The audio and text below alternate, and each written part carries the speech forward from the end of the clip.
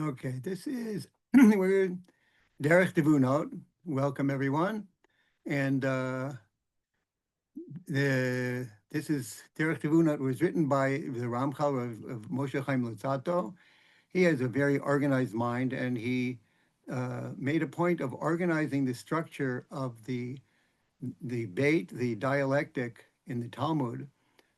Dialectic meaning the discussion between people of different opinions to try to come to the truth. So in the second chapter, so he divided the different types of statements into seven. Seven of them. There's the memra, which is a statement. She'ela is a question. Tshuva is an answer. Raya is a proof. Stira is a refutation. Kusha is a difficulty. And the teutz is a resolution. And we're going to discuss all of these one by one. So, memra, the statement, is Hushi Amar Mamar Echad. It says when one expresses a single assertion. I think that's something we all understand. One thing that's not so apparent is that we don't realize so much the uniqueness of the Talmud is that the Talmud goes much beyond a statement and it incorporates the debate into the text itself. And it's unlike any other law books or scriptures, which are pretty much by and large composed of statements, whereas the Talmud is a whole discussion, a debate back and forth, and a recording of all these discussions. So we'll bring an example of a statement, which is from the first Mishnah in Baba Metzia, Shnayim ochazim batalit, two men walk into court holding a talit, a garment. Ze omer ani mitzatiha. This guy says, I found it. Ze omer ani mitzatiha. This one says, I found it. Ze omer kulo shali. This one says, it's all mine. Ze omer kulo shali. So this is a statement. This is a compound statement, but it's a statement nevertheless. When we get into Kushya and Teretz, we're going to see the Gemara, as is its wont, will pose difficulties on why is this statement presented like this. The next is She'ela, question. She'evakesh echad ladat inyan ma. Somebody asks something. When one seeks to understand a certain manner, they ask a question. What's an example? Well, for the first very beginning of the Talmud, the first Mishnah of Brachot, Me'ematai karin et shema ba'aravit. So here we see the Talmud right off the bat is telling us that it's unique and we're going to ask questions. This is a question that it has an answer, and the Gemara is going to give the answer. This is probably more like a stylistic, but it's nevertheless, it's a good style. It helps people to learn. It helps them to remember. So how do you respond to a question? You give an answer, a tshuva. Tshuva is sheyashiv hanishal lishoel al she'elato.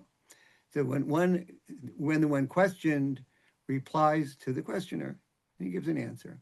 What's the answer to the first question? When do you start reading Shema in the evening? From when can you read it? From the time that the Kohanim enter to eat their truma. It's a rather cryptic kind of statement because it's not really giving a specific time necessarily. And there's a whole discussion in the Gemara about why the Talmud gave this particular kind of answer. Next is a proof. She'yavi ma shemimenu yitba'er amitat echad min hamamarim shene'amru o min adeyot she'nisbaru. When one brings something from which the truth of one of the statement assertions or proposed opinions becomes clear. You prove it, you want to prove your point. We'll give an example. This is the story of Rabbi Eliezer when he's arguing about this certain kind of oven. He's trying to prove his point, and he's bringing a proof like this. He says, Im halacha kamoti. If the law is like me, mina shamayim yochichu. The heavens, it'll be proven from the heaven. What happened? Heaven cooperated. It says, Yatzta bat kol ve'amra. A heavenly voice came out, and it said, Malachem etzel Rabbi Eliezer, she'halacha kamoto b'kol makom. Why are you starting up with Rabbi Eliezer. Why are you arguing with him when the ruling is like him in every place?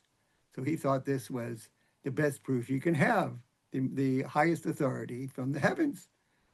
See, when we bring to the contradiction, we see it wasn't so clear about that. The next is a refutation, a stira. Shivatel mama shene'ema ve'yukrash mikol v'chol. When a previously stated assertion is invalidated and completely contradicted. And then we go back to our example of Rabbi Eliezer. Who did it? Is Rabbi Yeshua. Amad Rabbi Yeshua al raglav amar. Rabbi Yeshua stood up on his feet and he said, Lo b'shamayim he. It's not in the heavens. This is a quote in the Torah where it's saying how the Torah is accessible. It's not in the heavens.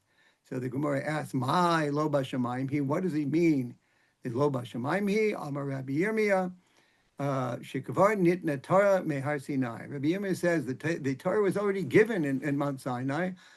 Ein anu mashkichim bevatko. We do not listen to heavenly voices. Shekavar kasavta b'har Sinai b'Torah, because already wrote on Har Sinai in the Torah. Achari rabim lahatot. We follow the majority.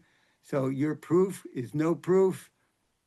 We're contradicting that your proof, and we follow the majority. And since you're in the minority, the halacha does not go like you.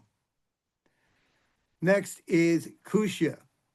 This is where a lot of our work in the Gemara will be with a kushya and the response to that, which are the teruts, the resolution. Kushya is so we find something in a statement, or deot mina deot, or an opinion from one of the opinions, ma she'eno emet, or ma she'eno na'od, something which is false or inappropriate.